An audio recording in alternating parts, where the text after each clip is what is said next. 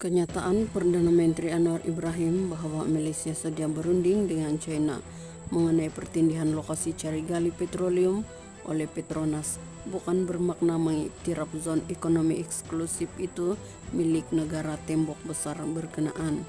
Ketua Pengarah Jabatan Komunikasi Community Muhammad Agus Yusof berkata Perdana Menteri menyuarakan perkara itu karena China membuat tuntutan yang sama. Kenyataan Perdana Menteri bukan mengiktiraf kawasan Z itu milik China, tetapi mempertahankan kawasan itu sebagai kawasan milik negara kita di meja rundingan. Perdana Menteri menyuarakan hal tersebut kepada kerajaan China setelah China juga menyatakan mereka menuntut kawasan yang sama. Kenyataan Perdana Menteri itu dimanipulasi oleh pembangkang sebagai menjual kedaulatan negara dan menyerang Perdana Menteri dengan mengatakan kenyataan Perdana Menteri itu sebagai suatu tindakan yang mengguris hati rakyat. Mereka juga menganggap Perdana Menteri kita tidak layak memimpin negara ini, katanya dalam satu kenyataan hari ini.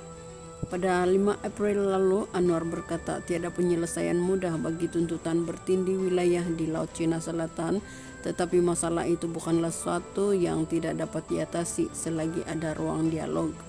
Anwar berkata demikian dalam temu bual dengan China Daily semasa lawatannya ke China baru-baru ini.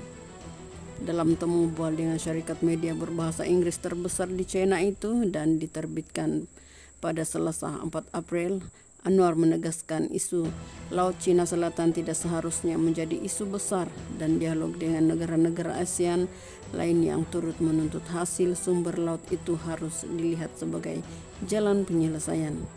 Saya telah menyatakan bahwa kita mempunyai potensi minyak dan gas di kawasan itu dan kita perlu meneruskan tuntutan di kawasan itu, tetapi pihak China mau membincangkannya. Jadi kita berbincang, katanya, seperti dilaporkan. Dalam pada itu Muhammad Agus berkata manipulasi kenyataan Anwar berhubung isu berkenaan membuatkannya dikecam.